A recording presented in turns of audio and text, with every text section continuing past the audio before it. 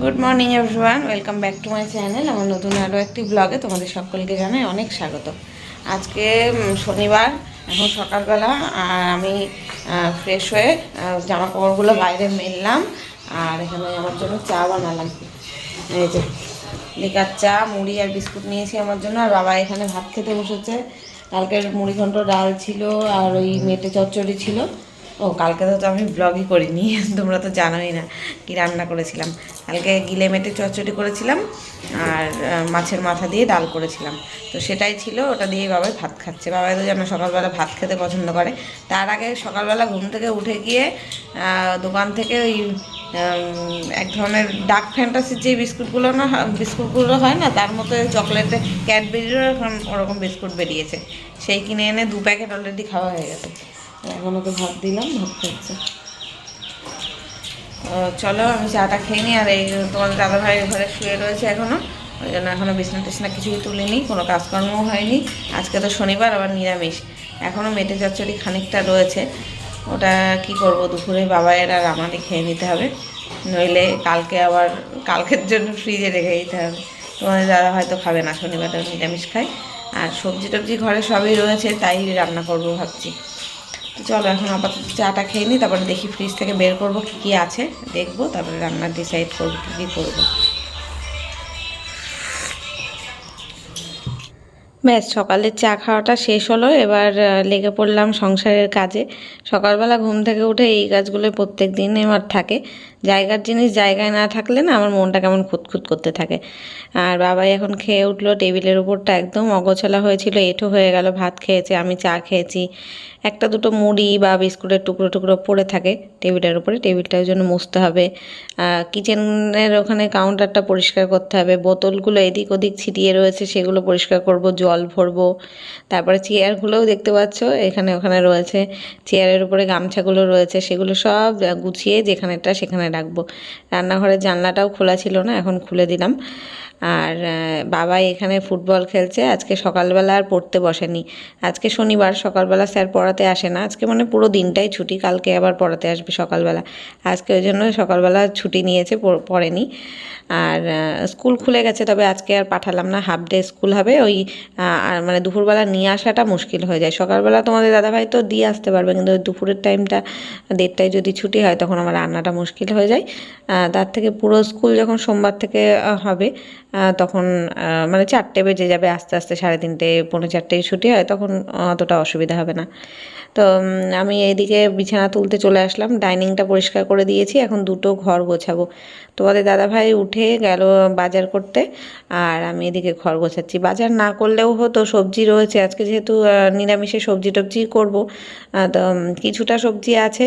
আর কিছু কিছু আবার তোমাদের দাদাভাই খায় না, বাঁধাকপি রয়েছে ঘরে, সেটা আবার মানে শুধু রান্না করলে খাবে না, হয় চিংড়ি মাছ বা মাছের মাথা দিয়ে রান্না করলে তবু একটু খায়, তা না হলে নিরামিষ করে বাঁধাকপির তরকারি রান্না করলে ও খেতে চায় না, ওই জন্য করা যাবে না। তারপরে শিম রয়েছে, আরও কিছু কিছু রয়েছে, আমার নিজেরও মনে নেই যা যা আছে। ওই আনুক বাজার থেকে, ও বললো শাক খেতে ইচ্ছে করছে, শাক আনবে। তো শাক আনুক, আর ঠাকুরের ফুলও আনতে হবে, আজকে শনিবার তো। জবা ফুলের মালা আনে, তারপরে এমনি ফুলও ফুরিয়ে গেছে ঘরে, যেই ফুল ছিল পুজো 2 দিন করে হয়ে যায় ফুল আনলে। এখন তো আবার অনেকটা করে ফুল দেয়, শীতকাল তো চলে গেছে, এখন দেখবে সব গাছ মরে যায়, গাঁদা ফুল গাছগুলো মরে যায়, কেটে ফেলা হয়, ওই জন্য এখন অল্প দামেই অনেক অনেক গাঁদা ফুল দিয়ে দেয়। আগে যখন সিজন থাকে না, তখন 10 টাকার ফুল আনলেও একেবারে 4টে 5টা মতন ফুল দেয়। আর এখন সিজনের তো 10 টাকার ফুল আনলে একদম সাজি ভরে যায়, আমার সাজিতেও মানে রেখে জায়গা হয় না, এতটা দেয়। তো 2-3 দিন আমার পুজো হয়ে যায়, ওই সপ্তাহে 3 দিন করে ফুল আনলেই আমার পুরো সপ্তাহটা পুজো কমপ্লিট হয়ে যায়। তো ওই জন্য গেছে। তো এই বিছনা গোছাতে গোছাতে তোমাদের দাদাভাই চলেও এসেছে বাজার দিয়ে, আবার ও বেরিয়ে গেছে। আর বাবাই দেখছো তো কি হুটোপাটি করেই যাচ্ছে, আমি বিছনা গোছাচ্ছি আর ও সব এলোমেলো করে দিচ্ছে। তাই আমি ওকে বলছি, আমি কিন্তু এবার 2টো ঘরই গুছিয়ে দিয়েছি, এবার কিন্তু বিছনা এলোমেলো করবি না, তুই চুপ করে বস, নয় বাইরে গিয়ে উঠোনে গিয়ে ফুটবল খেল। আসলে এত সকালে তো আর বন্ধুরা কেউ ওঠেনি, মানে উঠেছে কিন্তু খেলতে আসেনি, অন্তত 11টা 11:30 না বাজলে কেউ খেলতে আসবে না, ওই জন্য কাউকে পাচ্ছে না, একা একাই ঘরের মধ্যে খেলা শুরু করেছে। আমি এদিকে জামা কাপড়গুলো একটু গোছগাছ করে নিলাম, এবার যাবো রান্নাঘরে। এখন এই যে ফ্রিজ থেকে সব সবজি বের করলাম, আর তোমাদের দাদাভাই এখানে মাসকাবারি মালপত্র সব এনে দিল। এখন আর বের করার সময় নেই, এটা ব্যাগ ধরেই এক সাইড করে রেখে দিই। এই নিচটায় রেখে দিই,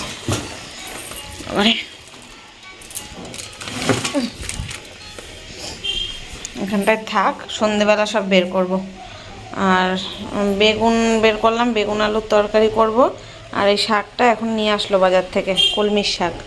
তোমাদের দাদাভাই বললো কলমির শাক বানাও আর বড়ি দিয়ে বেগুন আলুর তরকারি করো, এটাই করবো। আর আমাদের না ওই গিলে মেটে রয়েছে, কালকে একটুখানি বাঁধাকপির তরকারি রয়েছে, ওগুলো আলাদা করে রেখে দেবো। আমি খেয়ে নেবো, আমি আর বাবাই খাবো আর কি। আর এখন এই এঁঠো বাসনগুলো সব এখানে গামলার মধ্যে তুলবো, তুলে বেসিনটা পরিষ্কার করে মাজবো, কারণ শাকটা কেটে এখানে তো ধুতে হবে। আর এগুলো সব এঁঠো কাটা ছিল, তো গামলা শুদ্ধ নিচে রেখে তারপরে আর সবজি টবজি কাটা শুরু করব।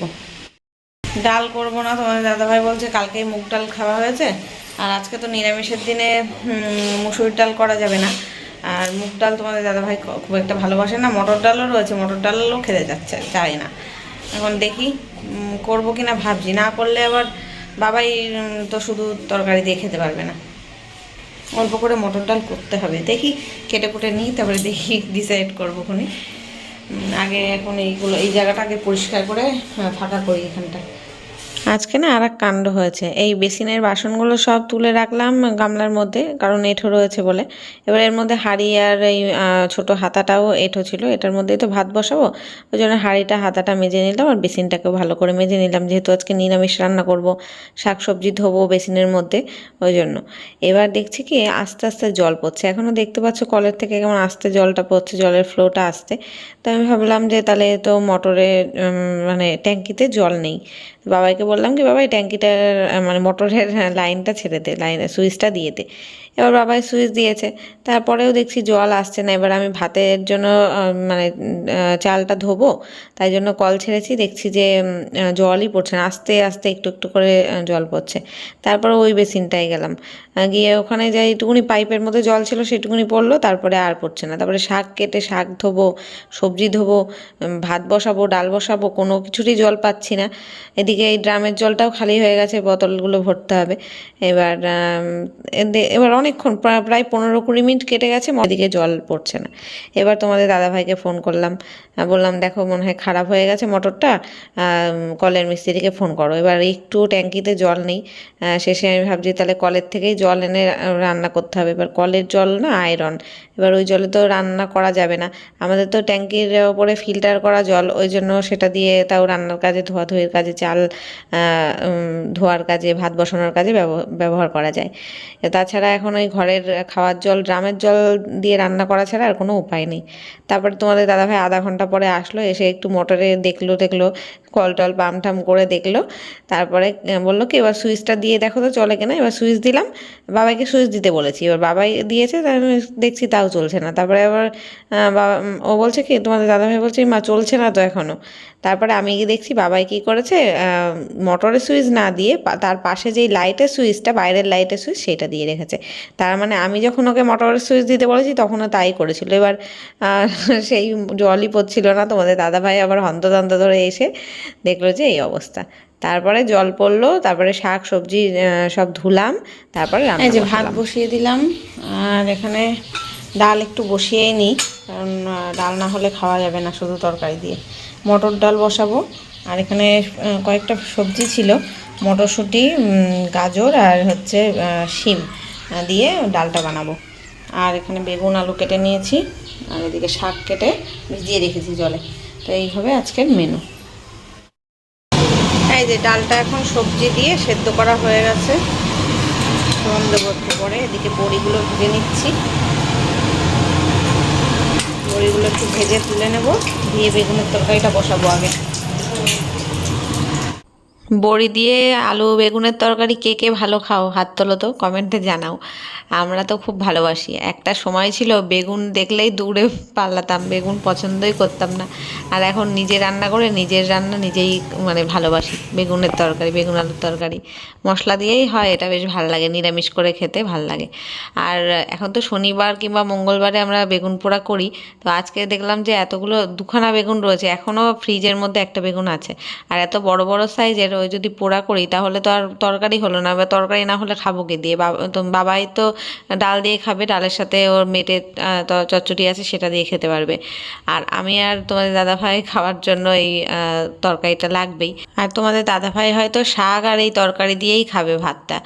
ডাল হয়তো নিলেও একটুখানি নিতে পারে, মটর ডাল মুগ ডাল কোনোটাই ও অতটা ভালোবাসে না, মুসুরির ডালটা হলেই তাও একটু খায়।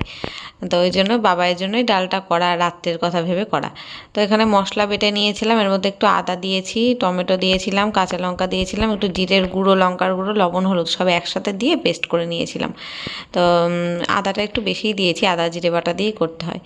তারপরে বড়িগুলো দিয়ে একদম কষা কষা করে নামিয়ে নিয়েছিলাম। আর এখানে ডালটাকেও ফোড়ন দিয়েছি। সবজি দিয়ে ডাল কিন্তু খেতে ভাল লাগে।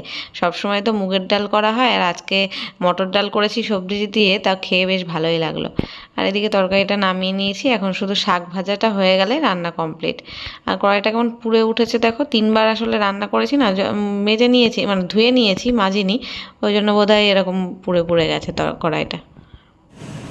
এখন রান্না হয়ে গেল, রান্না করার পরে গ্যাসটা মুছবো। আর আজকে না শাকের মধ্যে বড়ি বা বাদাম বা কিছুই দিতে পারিনি, যে কটা বড়ি ছিল ওই বেগুন আলুর তরকারিতে দিলাম। আর আজকে তো নিরামিষ বলে শাকের মধ্যে পেঁয়াজও দেওয়া যাবে না, পেঁয়াজ দিয়ে কলমির শাক ভাজা খেতে ভালো লাগে। সে যাই হোক, আমার আবার লাল শাকের থেকে কলমির শাকটাই ভালো লাগে খেতে। লাল শাকটা খেয়ে খেয়ে বোর হয়ে গেছি, ওই জন্য ভালো লাগে না, একটু মানে অন্যরকম হলেই খেতে ভালো লাগে। আর দেখবে ছোটোবেলায় যেই জিনিসগুলো আমাদের ফেভারিট ছিল, এখন বড় হওয়ার পরে সেই জিনিসগুলোই আর অরুচি হয়ে যায়। আর যেগুলো খেতাম না সেই সবগুলোই এখন যেন রুচি বেড়ে যায়। যেমন আগে ছোটোবেলায় ভাবতাম মাছ মাংস খেলেই ভালো লাগে, প্রত্যেক দিন মাছ মাংস ডিম খাবো, আর সবজি মোটেই একদম দেখলেই নাক সিটকাতাম। আর এখন মনে হয় প্রত্যেক দিন ডাল ভাত সবজি খেলেই ভালো লাগে, মাছ মাংস আর খেতে ভালো লাগে না। তো যাই হোক, রান্না হয়ে গেল, এবার কিচেনটা একটু ক্লিন করে নিই। এই যে এখানে নোংরা টোংরা পড়েছে, ওদিকে মাসি এসছে, ঘর ঝাড়া হয়ে গেছে, তো ওই জন্য একদম সাবধানতা অবলম্বন করে মুছে নিলাম যাতে নিচে না পড়ে। আমার রান্না বান্না সব কমপ্লিট, আর গ্যাস ট্যাস মুছে নিলাম।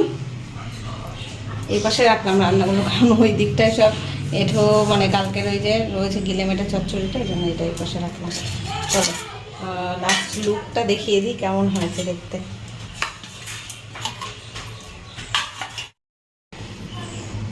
এই যে এই হচ্ছে ডাল, শাক ভাজা আর বড়ি দিয়ে বেগুন আলুর তরকারি।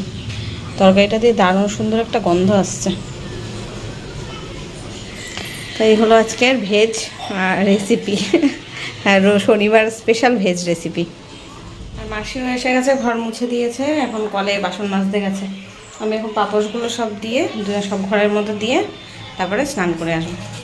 আর বাবা এরা এখন বাইরে খেলছে, বাইরে জামা কাপড় সব ছিল তুলে নিয়ে আসলাম।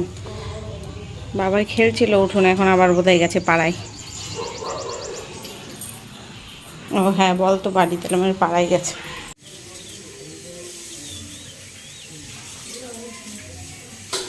আমি যেই স্নান করতে ঢুকবো, বাবাই তখনই দৌড়ে এসে বাথরুমে ঢুকে গেছে, দরজা বন্ধ করে দিয়েছে। তো আমি ভাবলাম তাহলে ঠাকুরের বাসনটাও মেজে নিই, আর বেসিনটাও আজকে পরিষ্কার করা হয়নি, সেটাও করে নিই। আর বাবাই আবার কি করেছে, তাড়াতাড়ি করে ঢুকে গেছে, তো গামছাও নেয়নি, প্যান্টও নেয়নি। এবার আমাকে বলছে দাও গামছাটা দাও। আমি ওকে বলছি দেখিস আবার বেরোস না যেন, আমার কিন্তু এখানে ভিডিও চলছে, দাঁড়া আমি বাসনটা মেজে নিই, তারপরে দিচ্ছি তোর প্যান্ট আর গামছা। তা বলছে তাড়াতাড়ি দাও, আমার স্নান হয়ে গেছে, আমি দাঁড়িয়ে রয়েছি। তো চলো ওকে দিয়ে দিই গামছার প্যান্ট। আর তোমাদের দাদাভাইও দাঁড়িয়ে রয়েছে, এখন আমি স্নান করে আসবো, তারপরে মানে লাইন লেগে গেছে, 3জন একসাথে এসেছি তো ওই জন্য। পরে দেখা হচ্ছে, চলো। গুড ইভিনিং গাইজ, এখন সন্ধ্যা হয়ে গেছে, 7টা বাজে। দুপুরবেলা একটু শুয়েছিলাম, ভেবেছিলাম যে বিকেলবেলা 5টার দিকে, 5টা সাড়ে 5টার দিকে একটুখানি ঘুরতে বেরোবো, তার ঘুমিয়ে পড়েছি, আর উঠতেই পারিনি। 6টা বাজলো, তখন ঘুম ভাঙলো। তোমাদের দাদাভাইও বেরোলো, আর আমি উঠে ঘরদোর গোছালাম, বিছনাটা গোছালাম আর কি, যেমন সকালবেলা বিছনা গোছানো হয় সন্ধ্যেবেলাও তেমন এই ঘরটা বিছনাটা গোছালাম। আর বাবা ওই ঘরে পড়তে বসেছে, আমি ফ্রেশ হয়ে সন্ধে দিলাম, বাইরে দরজায় জল দিলাম, সন্ধে দিলাম, এগুলো করলাম। আর এখন চা বানাবো। তবে আজকে আর সন্ধ্যাবেলা চুল টুল আশ্রয়নি কিছু, চাটা খেয়ে নিই, রাত্রেবেলা শোয়ার সময় একেবারে বেনি করে নেবো তাই। আর বাবাই এখন খাবে না কিছু, বাবাই একটু আগেই গিয়ে ফুচকা খেয়ে আসলো। বাবাই পড়তে বসেছে, কালকে সকালবেলা পড়াতে আসবে 7টায়, পড়াতে আসবে। তো চলো আমি এখন চা করব, আমার জন্য 1 কাপ চা করবো। সবাই তো ফুচকা খেলো, ওই জন্য আর খাবে না। চাটা খেয়ে তারপরে বাবার পড়াটা একটু দেখতে হবে, আর এই মাসকাবাড়ি মালপত্রগুলো ব্যাগ থেকে খালি করে গোছাতে হবে।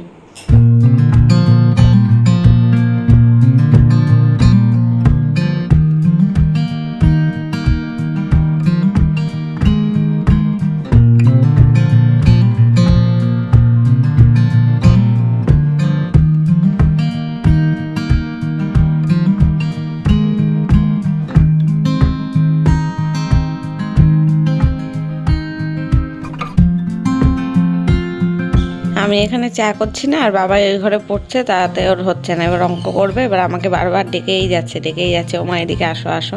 তাই বললাম ঠিক আছে, তুই তাহলে এখানে টেবিলে আয়, আমি চা বানাই, চা খেতে লাগি, ততক্ষণ তোকে অঙ্ক দেখিয়ে দেবো।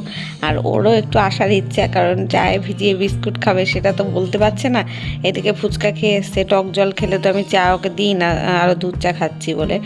তাই আমি ওকে বলছি, তো যদি চা খাবার ইচ্ছা ছিল তাহলে ফুচকা খেয়ে আসলি কেন? তো বলছে না না আমি চা খাবো না, কিন্তু মনে মনে যে ইচ্ছা সেটা আমি বুঝতে পারছি। তো বিস্কুটের কৌটোটা নিয়ে বসলাম, ও বললো তাহলে 1-2 বিস্কুট আমাকে দাও, আমি ভিজিয়ে খাই, তাহলে কিছু হবে না তো? তাই আমি যে হবে, তা অল্প খেলে কোনো ক্ষতি নেই, ঠিক আছে খা। তাই ওকে দিলাম, দেখো বিস্কুট ভিজিয়ে খাচ্ছে, আর এখানে ওকে অঙ্কও দেখিয়ে দিচ্ছি আমি। তো যাই হোক, ভিডিওটা আজকে এখানেই শেষ করব, আর কন্টিনিউ করব না। দেখা হবে আগামীকাল নতুন কোনো ভ্লগের সাথে। ততক্ষণ সবাই খুব ভালো থেকো, সুস্থ থেকো। আজকের মতো টাটা, গুড নাইট।